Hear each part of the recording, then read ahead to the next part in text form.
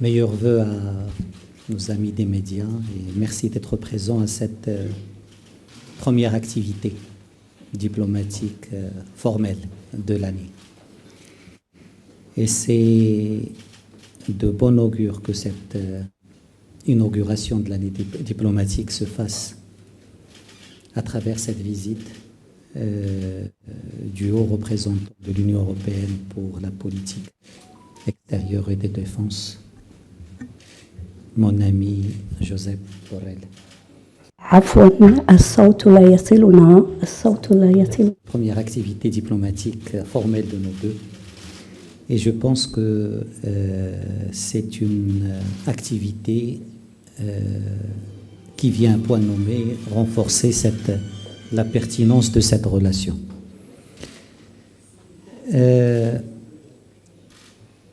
C'est une visite qui vient à point nommé pour couronner un partenariat très riche, très dense entre le Maroc et l'Union européenne. Au cours de l'année écoulée, l'année 2022, nous avons reçu un grand nombre de visites de responsables européens ici au Maroc. La présidente elle-même de la Commission, vice-président pour les affaires économiques, vice-président pour le Green Deal, M. Timmermans, aujourd'hui le vice-président Borrell, les commissaires en charge de la migration, commissaire en charge de l'emploi, commissaire en charge de l'élargissement. Donc c'est un ballet diplomatique continu qu'on a eu avec l'Union européenne tout au long de l'année. C'est une année aussi marquée par le renforcement du contenu de notre partenariat, par la signature du partenariat vert, par la signature de conventions de coopération financière couvrant près de 500 millions d'euros pour l'année 2022-2023, par le renforcement de notre concertation et de notre dialogue politique, et par une coopération renforcée dans tous les domaines sur la migration, sur le développement économique et d'autres secteurs. Ça montre que dans la projection extérieure du Maroc, telle que voulue par Sa Majesté le roi Mohammed VI, l'Union européenne continue d'être un partenaire de premier choix. L'Union européenne continue d'être un partenaire stratégique du Royaume du Maroc. Dans la diversification des partenariats enclenchés par Sa Majesté le roi Mohammed VI au cours des dernières années, l'Union européenne occupe sa place dans cette diversification, et cette place est une place très très importante. Nos discussions ont porté sur la pertinence toujours renouvelée de ce partenariat. C'est un partenariat de voisinage, c'est un partenariat de valeurs, c'est un partenariat d'intérêt. Et sur ces trois dimensions, les événements autour de nous, la conjoncture internationale, donnent énormément de pertinence à ces trois aspects. Le voisinage est fondamental et le Maroc, parmi les pays les plus proches de l'espace européen en dehors du continent européen.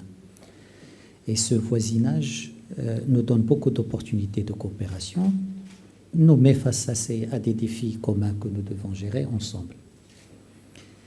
Les valeurs, et je pense que le Maroc, dans le voisinage de l'Europe, est parmi les pays qui partagent le plus de valeurs avec l'Union européenne, des valeurs de démocratie, des valeurs de promotion et de protection des droits de l'homme, des valeurs de tolérance, d'ouverture et des valeurs de modération et de modernité.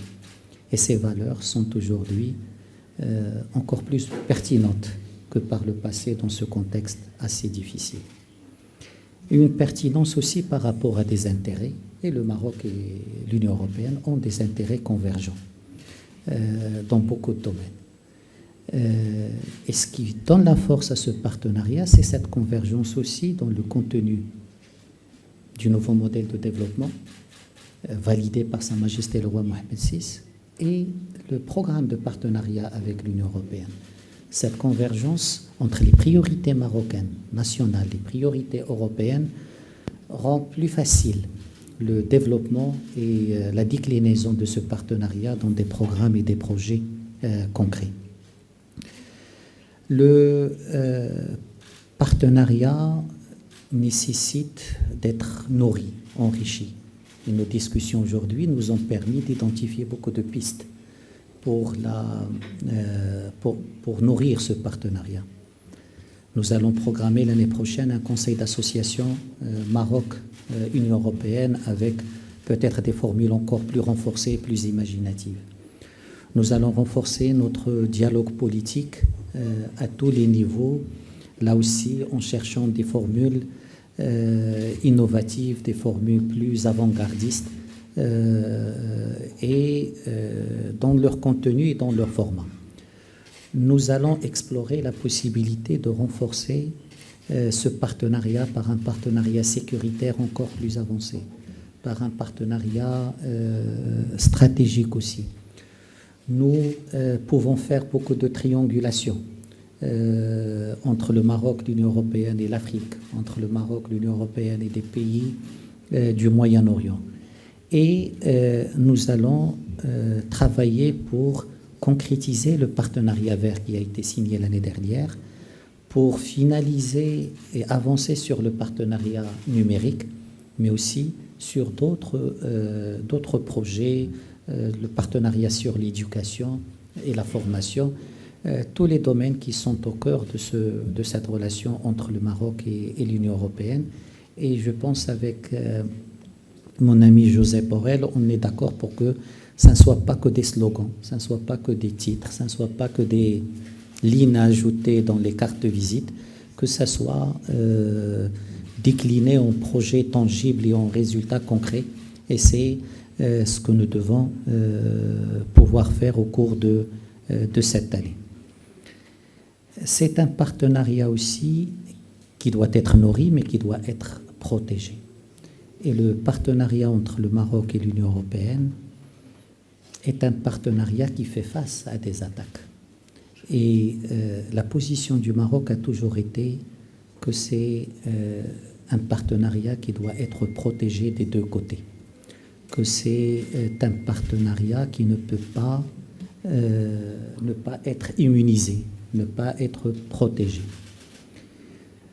Ce partenariat fait face à un harcèlement juridique continu. Ce partenariat fait face à des attaques médiatiques répétées. Ce partenariat fait face aussi à des attaques dans des institutions européennes et notamment au sein du Parlement à travers des questions dont le Maroc est l'objet et qui sont orientées, qui sont l'objet qui sont le résultat de calculs et d'une volonté de nuire à ce partenariat. Le harcèlement juridique, le Maroc a eu à s'exprimer sur cette question. Le Maroc considère que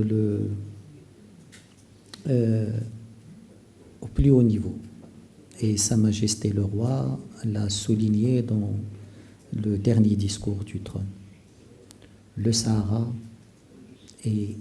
sont les lunettes à travers lesquelles le Maroc juge la sincérité des amitiés et l'engagement des partenaires.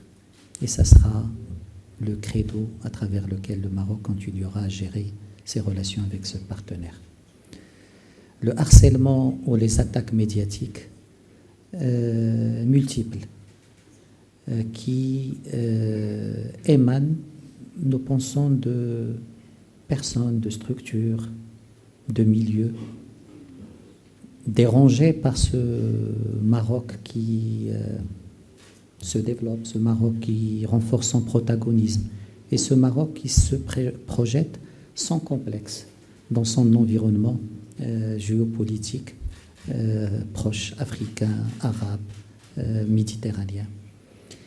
Et on l'a vu, on sort d'une attaque vers une autre à chaque fois. Le Maroc défendra ses intérêts et le Maroc compte sur ses partenaires pour défendre ce partenariat. C'est un partenariat, comme je l'ai dit, un partenariat de voisinage géographique, de valeurs partagées et d'intérêts convergents. Et c'est autour de ces trois paramètres que le Maroc continuera à travailler avec l'Union européenne. J'aimerais terminer en saluant l'engagement de M. Borrell, qui connaît, même si c'est sa première visite avec cette casquette, mais c'est un ami du Maroc et un ami de la relation du Maroc avec l'Union européenne. Et ça, c'est important. C'est important parce que c'est ces relations de confiance qui nous permettent de nous projeter dans l'avenir de ce partenariat. C'est cette relation de confiance qui nous permet aussi de se parler de manière franche, directe, sans tabou sur l'ensemble des sujets, dans l'amitié et dans un esprit positif et sincère. Encore une fois, cher Joseph, bienvenue. Et j'espère que nos discussions ont été fructueuses et que nous allons les continuer pour aborder beaucoup de questions régionales qui nous intéressent, qui intéressent le Maroc, qui intéressent l'Union européenne et dont dépendent aussi notre sécurité et notre développement. وما تنسوش تابوناو معنا فلاشين وتتابعونا على مواقع التواصل الاجتماعي.